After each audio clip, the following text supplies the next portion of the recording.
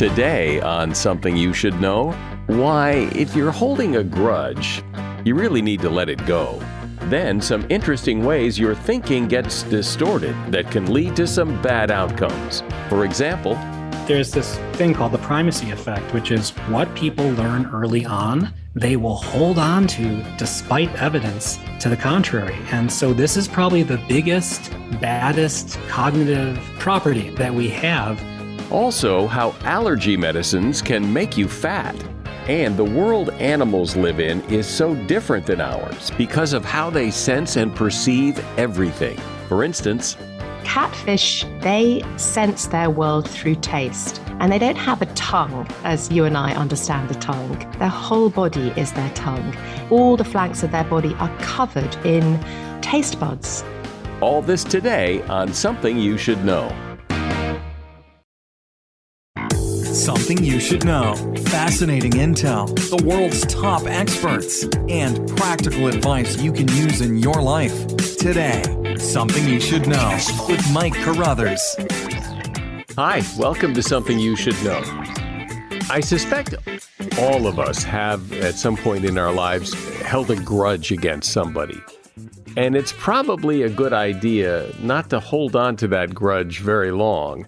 I remember hearing this quote a long time ago. It was from Dr. Judith Kuryansky, who wrote a book called The Complete Idiot's Guide to a Healthy Relationship. And she says that holding a grudge is like drinking poison yourself and hoping it makes the other person sick. I always like that. The resentment you feel by holding a grudge can do some real damage to you emotionally and physically. Not only does it interfere with your present pleasure and keep you focused on the pains of the past, it could also destroy a salvageable relationship. The physical pain can include a tight chest, tense muscles, upset stomach, headaches, and poor sleep. Letting go of a grudge isn't always easy, but it may be worth the effort. You might just try speaking up and let the other person know what they did that bothers you and try to offer a solution. And if an apology from the other person is in order, you'll probably get one, and then you'll feel a whole lot better. And that is something you should know. Fractions distort your thinking. Now, marketers know this and use this. Perhaps the simplest example is gas prices. They're always expressed as a number and then 9/10 of a cent to help make you think that it's actually costing less than it does. That's just one example. It does seem that the brain doesn't really grasp fractions very well without some considerable effort, and that can cause some trouble for all of us, according to my guest, James Zimring. He's professor of experimental pathology at the University of Virginia School of Medicine and author of the book Partial Truths: How Fractions Distort Our Thinking. Hey, James, welcome. Hi there. Thanks for having me. So I think a good way to explain this, rather than trying to explain the concept, just give an example of how fractions distort our thinking. A comical example is that in the 1980s, A&W fast food chain took on a gargantuan task, which was they were trying to unseat the Big Mac as the king of the burgers in America, which had been dominant since 1971. So they put together what they thought would be a much better burger. And by blinded tests, it tasted better, it was cheaper, and it was more meat. So they thought, wow, this is really going to do the trick. And when they released it on the market, it did not sell well at all. They had to pull it eventually. And when they did a market analysis after the fact, what they discovered was that many people thought a third pound was less than a quarter pound because 3 is less than 4. Well, what seems weird to me about that is anybody who took arithmetic in grade school learned that a quarter of a pound is less than a third of a pound. A quarter of a cup is less than a third of a cup. I guess people just reflexively think 4 is more than 3. So what could A&W have done to avoid the confusion? Well, that's a good question that I'm probably not qualified to answer. I guess they could have said, the bigger burger, or just explicitly stated that as a fact. Right. Yeah. Well, there's an obvious solution. They could have said 30% of a pound instead of 25% of a pound. But in this case, which is funny, A&W wasn't trying to deceive people. Right. Actually, just the opposite. It's when people are trying to deceive us that it probably becomes much more problematic. For example, and maybe this is intentional or not, if you look at mutual funds when they're first released for us to invest money in, if we have money to invest, right? That's a pretty serious thing. And mutual funds, people don't usually invest in them unless there's some track record of them, how they did, because who's the manager, what are they charging, how do they do in the stock market? Well, companies that release mutual funds often, not always, do something that's called pre-incubating their funds.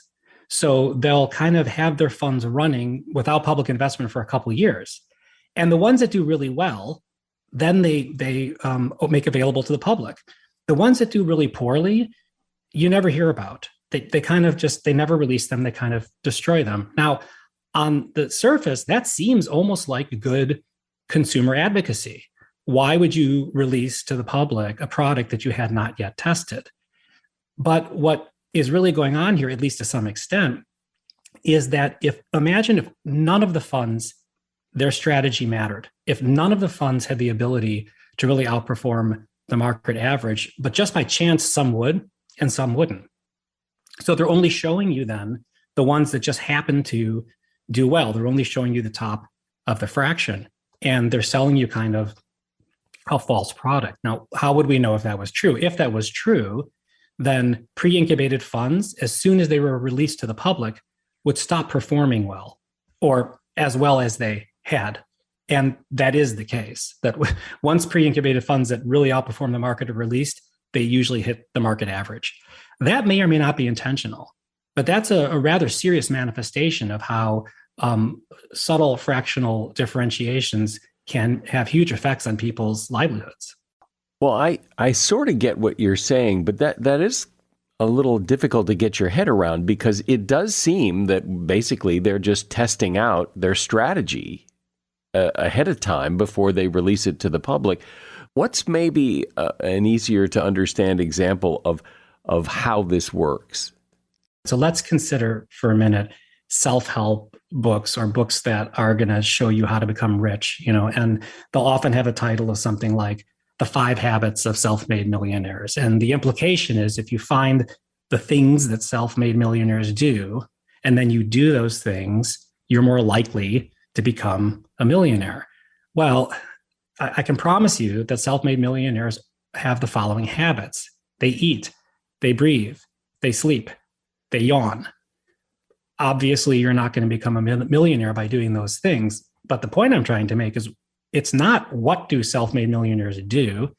It's what do self-made millionaires do that other people don't do. And that second part, that's the bottom of the fraction, it's seldom, if ever, contained in these seminars and books that you might buy. Ask that question. Go to a self-help seminar and they'll say, well, these are the habits that highly disruptive startup companies do. And if you ask the question, okay, that's interesting, but of the companies that fail, of the companies that aren't disruptive, that don't do well, do they have the same properties or not?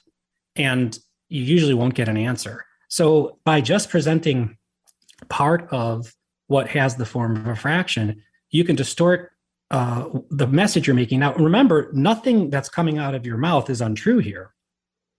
None of the numbers you're giving are incorrect. You're just presenting part of what has an underlying fractional form, and that can be very deceptive. Yeah, I think that is so true. You have to be so on guard about what people say and then the evidence they use to support what they say, because on the surface, it might look right. But if you dig deeper, you go, wait a minute. What's another example of that? If you talk about claims that are made about, products having some benefit to you, crystals having curative properties, it's not a question of whether somebody tried medicinal crystals and got better. Some people will try medicinal crystals and they will get better, and that is evidence that they might work. The question is, do people who use medicinal crystals get better at a more frequently or at a higher rate, then people would have just gotten better on their own, right? So until you juxtapose with and without this thing, you can't tell. All you can tell is that you're kind of cherry picking an association. And again, this isn't necessarily some sinister plan to manipulate people, because we do it to ourselves all the time. It's called the availability heuristic, where we replace what comes to mind easily for what we think is most likely or most probable. But again, it's also a way that people can purposely manipulate us if they want to. You talk about, and I remember when this was a story about the Dungeons and Dragons and teenagers killing themselves and all that. Can you tell that story? Yeah. So in 1979, there was a gentleman, a young man named James Dallas Egbert. He went by the name Dallas. He was a child prodigy, brilliant kid, and he was at Michigan State University, and he was fairly troubled. And one of the things that he did was play Dungeons and Dragons. Now, at that time, D&D was a relatively new game. It was confusing to parents, right? There's this game, but there's no board. People sit around and they role play. It has demonic tones to it. And there was just a lot of confusion about it. And Dallas, as he went by, disappeared from Michigan State University. He left a note, which seemed like a suicide note, but they weren't sure. And they launched an investigation to find him. And one of the detectives who was looking for him came up with the theory that he had killed himself in the steam tunnels under the Michigan State as part of a Dungeons and Dragons game that got out of control.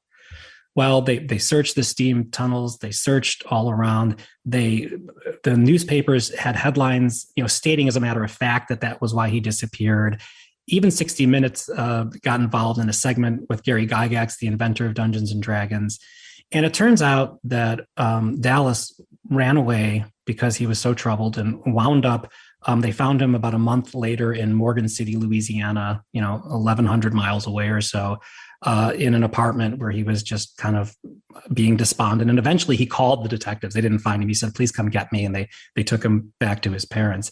And this caused the light to shine on Dungeons and Dragons. And over the next 5 years or so, there were 28 cases of murder or suicide by adolescents who were playing D&D. And the idea entered people's heads that this is a dangerous game and it's causing kids to kill themselves. And to be fair, that was a very appropriate concern. You have 28 suicides associated with this game. It's something that needs to be investigated. But when they investigated it, they found that at that time, there were already 3 million people playing Dungeons and Dragons across the country, basically 3 million adolescents, because that's where it was most popular. Now, the suicide rate at that time was 120 for every million adolescents, which is basically 360 suicides a year you would expect without any outside influence. And so when you say, wow, there were 28 suicides playing Dungeons and Dragons, that seems like a really dangerous game. But when you consider that there were 28 suicides out of 3 million people playing, and the rate of suicide should have been 360 out of 3 million anyway, if anything, the game had a protective effect instead of a damaging effect. And so this is what happens, again, if you look just at the numerator of the fraction and not the denominator. And this continues to play forward with these horrible, tragic mass shootings that we've had by adolescents in recent decades. And the claims that, well, they're playing violent video games or they're listening to certain types of music. They are. This is true. But that's not the question. The question is, are kids that carry out horrible acts exposed to these things more frequently than your average kid? Is there any association? Well, I want to dig a little deeper into this Dungeons and Dragons thing in just a moment. First, my guest is James Zimring, and he is author of the book Partial Truths: How Fractions Distort Our Thinking. So, James, it's almost human nature, it seems, that when there's a problem, we want to find the cause. We want to find the villain. In this case, it was the game Dungeons and Dragons. And let's just blame that. And then, we can get on with our lives. Like it just seems right, even though there's no evidence to support it. It really does seem like right because it catches our attention. It's what comes to mind. People who want to go swimming in the ocean, especially in my generation, right, oftentimes say to themselves, I'm not sure I want to go in the ocean. I think I might get eaten by a shark. And, the whole series of Jaws movies came out when I was a kid. And every time someone gets eaten by a shark, it's all over the news and it's all over the papers and we see it and it's available to our minds. Now, the truth is a lot more people die in the ocean drowning from currents or riptides than ever get eaten by sharks, many more. But I don't remember Hollywood ever making a movie called Riptide. And I don't remember the news saying, unless it's a celebrity that drowned, oh, yep, another person drowned in a riptide today. And so what becomes available to our mind as the most likely thing is whatever was sensationalized or caught our attention. But it causes us to make really bad choices all the time when we're trying to assess risk. Driving your car is hands down more dangerous than flying by every analysis. But not many people are afraid of driving. A lot of people are afraid of flying, in part because you're not in control and it's unfamiliar perhaps, but also because when plane crashes go down, it's such a big deal. And Hollywood has made horror films about it and all this kind of stuff. So don't get me wrong. This thing, the availability heuristic, is very advantageous to us in many cases, right? I mean, a lot of times you see dangerous things and I shouldn't be doing that. But the problem is they distort the real probabilities out there once you begin to investigate, and they do lead us to make quite bad choices.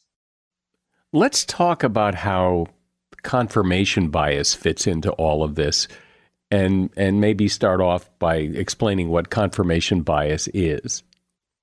So confirmation bias has several nuanced definitions, but in short, it is that once you believe something, as you have new experiences, you will filter those experiences based upon your belief, such that you will notice or emphasize things that support your belief, and you will discount or ignore entirely things that refute your belief, such that it's not really that seeing is believing, it's believing is seeing. And why do we do that? I mean, is that just human wiring? We're just built to do that? Yeah, we always have to consider anthropological, cultural influences, but this seems to be everywhere. And it's really kind of, confusing when you think about why would a creature have this tendency that seems kind of odd or not terribly clever. And there are some advantages to having it, to be sure, but the disadvantages are overwhelming. There was a wonderful study done where at a department of psychology at a university, so you always have to say, well, are psychology students representative of all of us? But we're always stuck with that when they do psychology studies. And they took two groups of students who had opposite beliefs on whether the death penalty is a deterrent or not, right? Which is a common debate. And they mixed them together, and then they presented a bunch of evidence to them based upon studies of this question. And then they separated them apart and talked to them. And what they found was that people with opposite beliefs who saw the very same evidence presented, both sides increased the belief in what they had believed at the beginning. So the same evidence polarized the beliefs even further, which if you look at some of the struggles of our society today, you can kind of see this happening real time. And when they interviewed the people after the fact, they realized that what had happened was they all saw the same data. But the people who saw data that supported their belief rated that as high quality data and the data against their belief as poor quality data. And so they're stuck, all of us, in a certain belief construct based upon how we experience the world. Well, that certainly seems problematic because it almost doesn't matter what the truth is. You believe what you believe, and even if you're wrong, and I show you evidence that you're wrong, you'll still believe it's true. So that doesn't seem like a good thing. Correct. Now, there's this thing called the primacy effect, which is whatever you happen to believe first, then immediately attaches and even gives you evidence that persists if your original evidence is removed. So there was this great study done by Bruner and Potter where they showed people pictures that were out of focus so that you could not discern what the picture was and asked people to guess what it was a picture of. And then they showed them a series of the same picture slowly coming into more and more focus.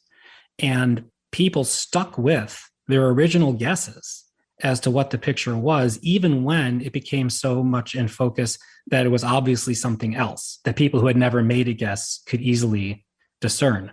So, we talk about debates of what are in our primary education textbooks, what our children are exposed to when they're young, and we talk about it for a number of reasons. But this is a big part of that, because what people learn early on, they will hold on to despite evidence to the contrary. And so this is probably the biggest, baddest cognitive property. I'm going to call it a property because it's not always a defect that we have. And it explains a lot of what human society holds. But people do change their minds. And one thing I've noticed, and I think it frustrates people, they'll argue hoping to change the other person's mind. People, when they do change their mind over time. It takes time. It isn't like oh, God, now I see what an idiot I was. I'll believe you now. It really takes time to change your mind. It is going to take time and reflection. One of the most interesting developments in education around these areas, at least most interesting to me that I've read recently, is the difference between justifying a position with reasons as opposed to mechanism. And what I mean by that is if you say to someone, give me 10 reasons why you believe this, they will usually give you 10 reasons, and it will enforce their belief even more because look at all the reasons they have. But if you say to someone, okay, the reasons you have to believe this, how exactly would that work? What is the mechanism by which your reasons justify your claim? Then usually their belief becomes a little bit less extreme. It doesn't go away, but it forces them to think through the internal implications of their belief construct, as opposed to just, repeating over and over again a matter that they hold as fact. And so when you ask, is there hopes here? Yes, I think there is. I think that when we engage reflective debate, about mechanisms and justifications, people become much less polarized and can understand the nuances of an issue better. When we just pound, you should believe this for this reason, louder and louder and louder, and with great repetition, things become pretty extreme. So how you ask the question, how you approach the problem can have a big effect. Well, not only is this conversation interesting, but it helps you think differently. I think it makes you a more critical thinker, and only good can come from that. James Zimring has been my guest. He is a professor of experimental pathology at the University of Virginia School of Medicine and author of the book Partial Truths: How Fractions Distort Our Thinking. And there's a link to the book at Amazon in the show notes. Thanks, James. I'm grateful for your time and your help, and thanks for doing your podcast. Just as we humans have our senses to help us navigate and perceive the world, other creatures have their senses, and they don't necessarily work the same as ours do. Some of them have senses that work a whole lot better than ours. And perhaps there are things we can learn from those creatures that can help us better understand how we function. Jackie Higgins is a writer, producer, and director of films about animals, and she has a book out called Sentient: How Animals Illuminate the Wonder of Our Human Senses. Hey, Jackie, welcome. Thanks for having me on, Mike. So to give people a sense of what we're talking about here, let's start by discussing the peacock mantis shrimp and their sense of sight and their sense of color. Yes. So this creature has a dizzying array of color sensors in its eyeball. So when scientists looked at its eyeball, they found 12 different color sensors in their eyes. And to put things in perspective, we have 3 different color sensors. So we're known as trichromats. And from that, we see millions of colors, whereas they're dodecachromats. So scientists envisioned or imagined that these creatures could see million times a million times a million, et cetera, septillion. I mean, it's such a large number of colors with so many zeros on the end that we can't quite compute how many colors they see. The thing with our senses is that they circumscribe every waking moment. So they're the most mundane. We forget about them. We take them for granted. There's this quote I use. I go from Aristotle to Da Vinci, Leonardo da Vinci. He had this amazing quote saying that the typical person looks without seeing and listens without hearing, touches without feeling, eats without tasting, inhales without awareness of odor or fragrance. So the idea of looking at the shrimp and understanding what it might be able to see gives us some distance on ourselves for us to realize how extraordinary our color sight is and that we do see millions of colors. We see millions of colors, but they're all shades of a couple. I mean, there's really only a handful of colors. Does that shrimp actually see like a color that we couldn't even imagine? Well, that was the notion, yes. And then through that, I introduce a scientist who was searching for the first human tetrachromat. So there is evidence to suggest that some women are walking around with 4 different types of color cones in their eyes. And so they are able to see colors that most of us can't see. I suppose the one easy way of thinking about it is if you think of color blindness. So there are some people who only have 2 different types of cone. And they see red-green. You've heard of red-green color blindness. So they cannot see colors that I know that I can see. So yes, this shrimp, the idea would be that this shrimp can see many more colors than we could imagine. So our sense of taste, and you talk about the Goliath catfish. How does this all come together? So catfish, basically, they sense their world through taste, and they don't have a tongue as you and I understand a tongue.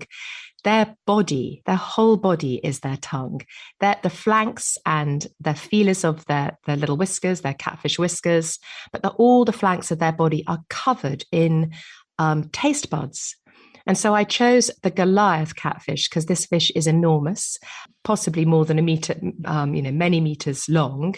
It swims through soupy Amazonian waters where there isn't much light. And the taste buds on the outside of its skin enable it to track its prey. So it sees the world through taste. But what's extraordinary, or I find kind of extraordinary, well, I understand it, but I love all these connections, is that the catfish, the taste buds that are on the outside of the catfish are incredibly similar to the taste buds on our tongue. Proof yet again of this deep evolutionary past we share with fish. All life, all vertebrate life on this planet comes originally from fish and the Devonian seas when the first tetrapod crawled out the land millions of years ago. By studying these fish and these taste buds, we can better understand our sense of taste and how it works. And so let's talk about the sense of hearing and the great gray owl. I find this interesting. Can you talk about that? Yes. We all think of owls as having incredible eyesight, which they do.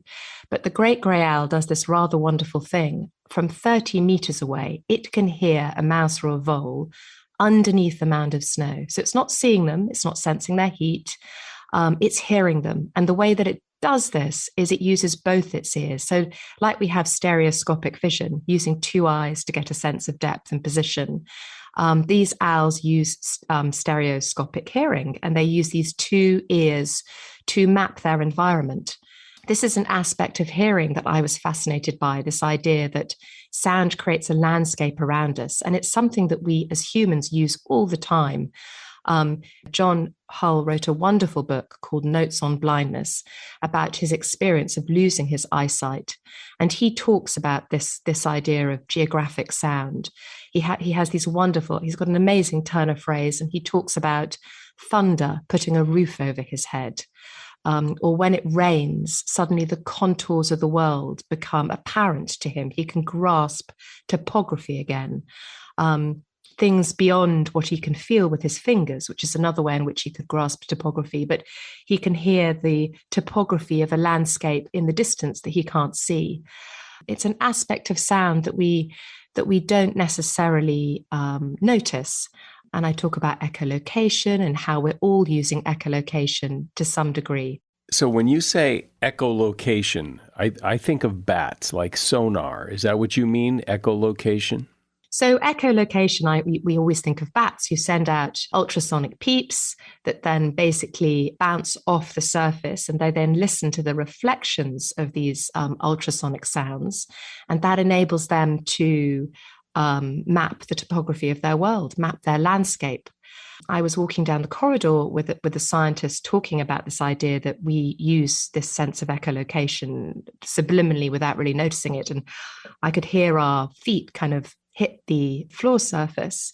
And the scientist said to me, you probably noticed that we're about to run into a wall, because we were kind of, chatting to one another. And I could hear the fact that a wall was coming up because of the reflections of the echoes that my feet were making, because we're attuned to using and hearing these kind of sounds. See, that's really interesting to me, because I know exactly what you mean about how sound guides us, like it did you in the hallway there. And yet we never think about it. We never consciously say, oh, well, I can hear that the wall's coming up. You just just know it is, and you turn right. You turn. Yeah. Absolutely. And there are many of these senses that work like that. Our sense of body, our sense of proprioception, this sense that if you close your eyes, I hope, Mike, you know where your body is, to the point that you can take your finger with your eyes closed and touch your nose. So this, again, is one of these senses. Without this sense, it's impossible to move. It's impossible to sit up and to walk. It's one of these senses that is so familiar and automatic that we just don't notice it. Often the way one notices these things is if you lose them. And I met an extraordinary man called Ian Waterman, who back in the 1970s contracted a nasty virus. And it completely interfered with the sensors that enabled this sense to exist, the sensors in his muscle. All the nerves back to his brain were essentially cooked by this virus. They were wiped out. And so he had lost his sense of body. So when he came around from his feverish dreams in the hospital, he could not feel his body from the neck down. So it was as if when he first was grappling with this new way of being, he said he felt disembodied. So if he closed his eyes, it wasn't like his body had been anesthetized. We still have a sense of our flesh and our presence if we're anesthetized. If you're going to the dentist and your gum's been anesthetized, or your side of your cheek, you still feel these things. You still feel its presence. He felt nothing. It was like everything had disappeared. It's back to that Leonardo da Vinci quote. We're using them all the time without appreciating them, and some of them are working secretly beneath our conscious radar, which makes it even more difficult to appreciate them. Was he paralyzed, or he just couldn't sense his body, but he could use his body? So he couldn't sense his body, and he couldn't use his body because he couldn't control it, but he wasn't paralyzed. So he found his arms would be kind of off moving, but he didn't know that they were moving. I mean, he joked that one was kind of, saying hello to a nurse in an inappropriate way, but he didn't know that that's what his arm was doing. He could only gather control and master his body again by allowing his sense of vision to step in for this lost sense of proprioception. So if he looked at his hand and knew where it was, then he could control it. And so Ian, more than any other person perhaps, had to break down every single motion. He had to relearn how to master his body and relearn how to move. He had to break down the simple action of sitting up into the many different components, which, you talk about things, things that happen automatically. It wasn't happening automatically for him. So he had to break it down and basically sew his body back together with his sense of sight. But if you touched him, would he feel it? No, he also is touch blind. He's not, and this is where I think touch was one of the most interesting senses. Often when people say, what's the sense you'd least like to use? We often say vision, but touch is so complicated. There are many different senses in our skin. And if you stroke his arm, he can't feel it, but he can feel hot and cold. That's because temperature sensors are different sensors within our skin to the ones that your body registers if you're being stroked. or the sensors that you're using. He also can't feel the topography of the world. So you've got many different sensors, for example, in your fingertips and in your skin, that enable you to detect texture, shape, size. He's lost all of that. So there are certain dimensions of his touch that he has, and very few, temperature essentially, but everything else was wiped out alongside this muscular sense, this deeper sense of body, this sense of proprioception. I've never heard of that. That is so strange. That is so. Well, he's completely he's unique almost. There's been a couple of other cases like him, but I mean, he's such a rarity. And the fact that he was able then to walk again and to master his body, I think makes him exceptional and unique. He's a properly amazing man. And so now that he can walk again, and he figured out how to walk again, is it very deliberate where he has to watch himself walking, or does he now do it automatically? No, every moment he has to watch himself. Wow. He talks about his daily marathon. If the lights go out and he's unable to see his body, he falls like a rag doll. If he's watching fireworks, and you know that momentary blackness you get after a bright light's just gone off in front of your eyes, even that short loss of contact between his body, he staggers. So when power cuts have happened in his house, he's been at the mercy of he can't move. He can only move when he watches himself and he engages with that movement.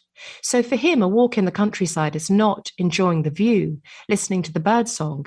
He has to really focus on what it is he's doing, and he might be able to continue the conversation at the same time, but not with the same level of concentration or focus that you and I could give it, because it's such a mental feat just to walk. So talk about our sense of pleasure and pain, because I don't think people really think of those things as senses, but you talk about the common vampire bat. So talk about that. Yes. The vampire bat has these little sensors in its nose that enable it to detect the tiniest variations in temperature, so that if it's landed on its prey's hide, it can detect where the vein is pulsing beneath the skin from the heat that it emanates. So these little trip sensors are much the same as what is found in our skin. David Julius, who's this extraordinary scientist who was awarded the Nobel Prize for Physiology and Medicine this year, is in the book, and he studied the vampire bat, and he also studies trip sensors in us. And these trip sensors in us give us a sliding scale of temperature and a sliding scale of, sometimes boiling hot water will trigger pain, or incredibly cold things will also be painful. So sliding scale of temperature alongside a sliding scale of pain.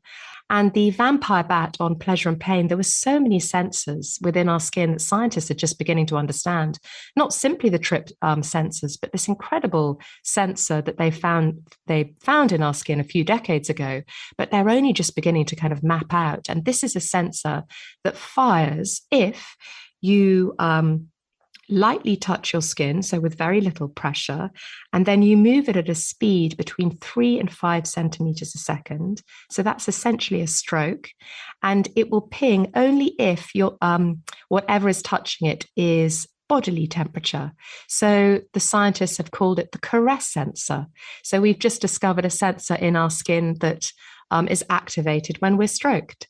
Quickly, because we're almost out of time here, but I wanted to talk about the our sense of direction, because again, I don't think people think of that as a sense. They think of it as really almost an ability, an innate ability. You're either good at your sense of direction or you're not, but it doesn't feel like a sense. And so we know that birds are able to sense the magnetic field. So they have this kind of compass sense that enables them to navigate. So they navigate by looking at the stars, and they navigate by listening to infrasound and it bouncing off mountains. But when it's dark at night and there are no stars because it's cloudy, these birds use the magnetic field that surrounds the Earth to navigate. And Joe Kirschvink at Caltech is convinced that humans are also able to use this magnetic field. Now, the mystery at the moment is figuring out where these sensors are. And there's some extraordinary science being done. And there are two theories. One is the quantum compass, whereby quantum changes happen in these little cryptochromes in eyes, in the bird's eyes, for example, that enable them perhaps even to see that magnetic field. But Joe thinks that what is the sensor are these tiny magnetite crystals that basically swivel like the little needles of the compass that enable us to know where north is. So it's a really fascinating possibility that humans might be able to have this sense of direction.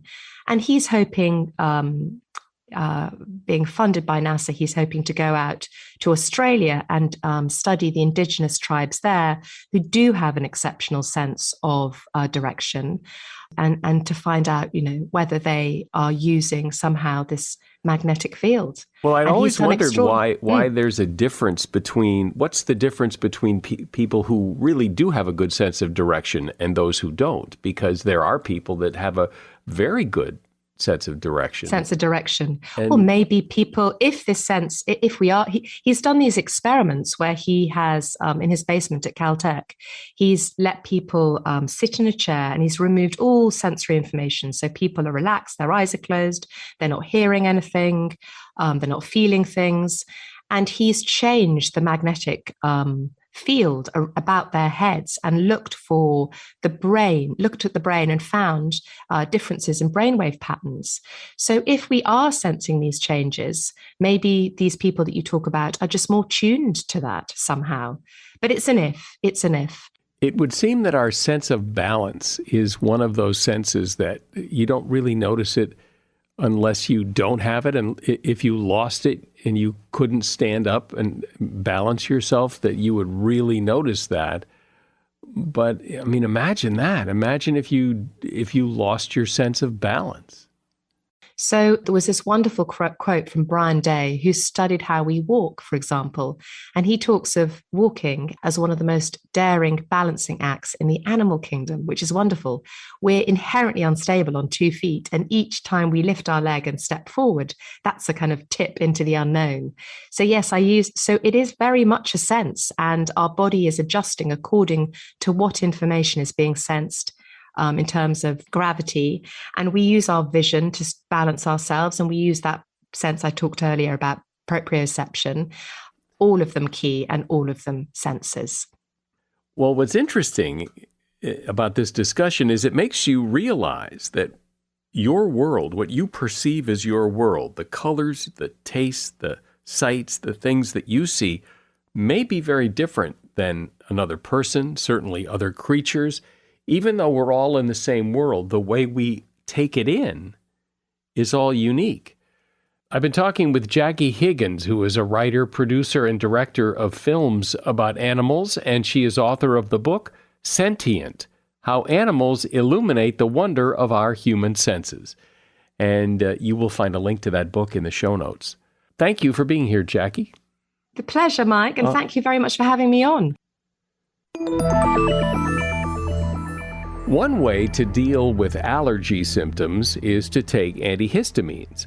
But what you may not realize is that those types of medications can promote weight gain in a lot of people. There have been a couple of studies that have shown that people who took common allergy medications like Allegra or Zyrtec or Claritin showed a roughly 10% increase in body weight. Now, the connection between antihistamines and body weight is not new. Some older antihistamines have actually been prescribed in the past to help underweight children increase their appetite so they would eat more and put on some pounds. But how it works exactly to cause weight gain, no one's really sure. But be aware that if you take these drugs to make allergy symptoms more manageable, your weight may suffer if you're not careful. And that is something you should know. If you found something useful or interesting in this podcast, like the fish whose whole body is covered in taste buds, come on, that was pretty interesting.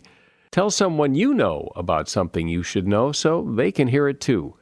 I'm Mike Carruthers. Thanks for listening today to Something You Should Know.